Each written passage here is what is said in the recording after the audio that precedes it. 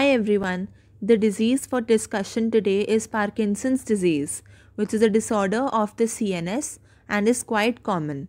It is a progressive disease and the first signs include problems with movement.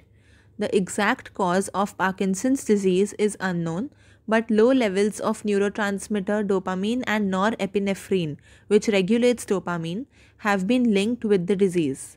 Dopamine is responsible for smooth and coordinated muscle movements of the body.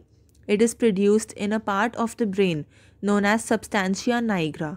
When the cells of substantia nigra die and dopamine levels drop to around 60 to 80%, the symptoms begin to appear. Men are more likely to be affected, and Parkinson's disease usually occurs between 50 to 60 years of age. Genetic influence is also seen. The early signs include problems in movement, stooped posture, anosmia, etc. The major motor problems include tremor, which is shaking that occurs at rest, stiffness of body parts, slow movements, and imbalance.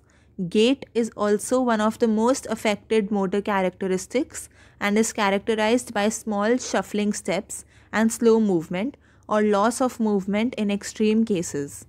Some other symptoms seen are a blank facial expression, muffled speech, reduced swinging of the arms while walking, etc.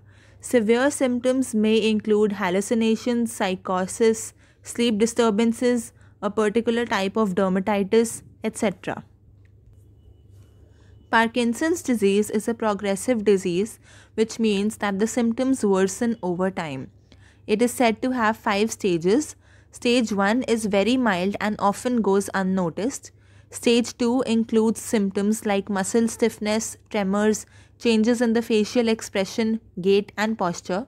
Stage 3 is when the symptoms become more noticeable and balance issues are more significant, so falls are common.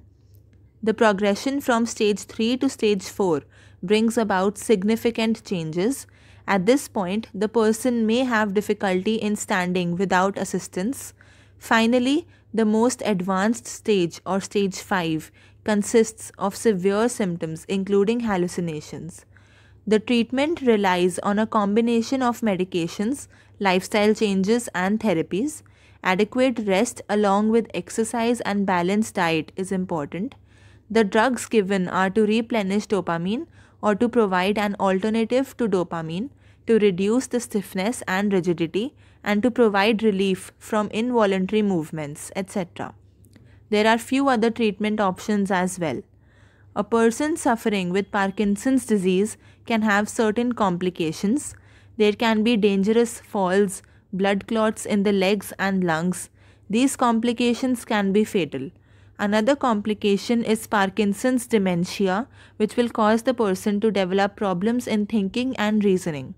This disease is not fatal, however, its related complications can shorten the lifespan, so it becomes very important to take the necessary precautions when performing daily activities. That is it about this disorder. Stay safe, stay healthy, and thanks for watching.